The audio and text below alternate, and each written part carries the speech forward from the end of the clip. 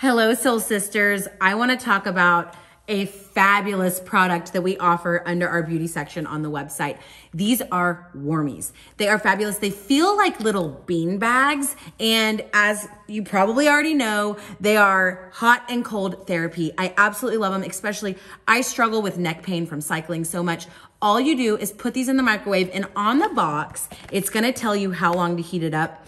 I like to go like 30 seconds over because I like mine really warm, but you're just gonna have to figure that out for your body and your body chemistry. So all you do is heat it up in the microwave. You put it around your neck or on your tummy. If you struggle with shoulder pain, you can put these anywhere on your body, and they're all mildly scented. This one's the lavender one.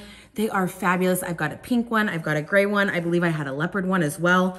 And then if you wanna use the cool therapy, you put it in your freezer for about 1 hour. And what I love about these is most ice packs and stuff like that are kind of hard to move. This is gonna give you that movability. So if you wanna ice your shoulder, you're gonna be able to wrap that around and it's not gonna feel hard and crunchy like it does with the ice packs. These are great, guys. They're only $20. I use mine all the time.